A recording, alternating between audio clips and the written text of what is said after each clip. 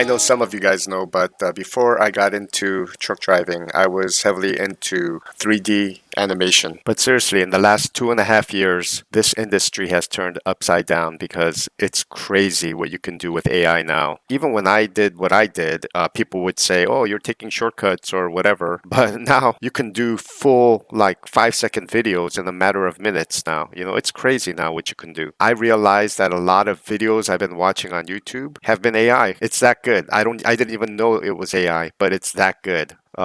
Granted, a lot of it was when they're talking about political stuff and the Iran war and things like that. They look like just commentary or sharing their ideas, which it is, but I don't know. Maybe they're smart, but they don't feel comfortable with how they look online. So they use a digital avatar or a AI face, I guess. So that's what's going on. It's fascinating and crazy at the same time. So yeah. So you guys all know last week I did a Business Bite segment on opportunities with AI and robotics in the future. Now, that led me down a rabbit hole, of course, of thinking about all the crazy things that are going to happen with AI and robotics. Even in Ukraine, Zelensky put out a video showing how he doesn't really use that many soldiers anymore. Everything is done remotely through AI robots and drones. We're talking ground drones with wheels, water drones, obviously the flying drones and the anti-drone drones. So right now in the news, we're going through a blockade in Iran and doing all of these crazy things for the sake of safety because we can't let terrorists have a nuclear bomb. Now, think about this with AI. In the future, they don't need to get, 90% enrichment or whatever it is to get a nuclear bomb. All they need is a 3D printer and some schematics and maybe some bullets. I don't know, maybe whatever, sharp metal. I don't know, maybe potentially lasers. You never know what's going to be available in the future, but mass producing drones, kamikaze drones or drones that are out there for destruction. Can you imagine putting a robot in the middle of a busy street and let it start wreaking havoc, let it start shooting people? Imagine these things don't even cost that much money. So let's say you're a terrorist group and you end up sending 1,000 of these so-called drones or robots or androids or whatever you want to call them,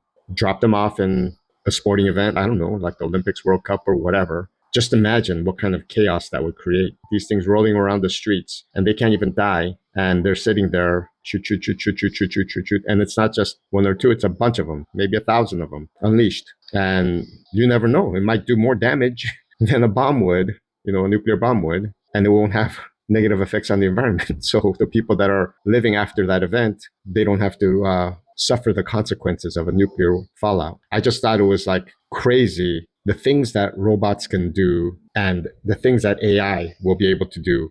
And I'm not even talking about when these things are thinking for themselves or, like sentient. I'm not saying that they're going to get to a point where they're reasoning for themselves and making these evil decisions, but can you imagine when an evil group of people decide to use this technology to harm other people or further their agenda at the expense of killing a lot of people? We've dealt with evil in the human race for so many centuries now, but I think the access that people will have to do a lot of harm is going to be pretty great in the near future. And the crazy thing is they could be near anonymous behind the scenes, So, on and off April rains created some spectacular scenes and some rough weather at times, but as you can see, beautiful white clouds, scenic, and then after a while you start getting that drizzle, and then it turns into full-blown madness. So, yeah, that's what I was driving through this week. What's going on, my people? So this week was a fairly decent week. I had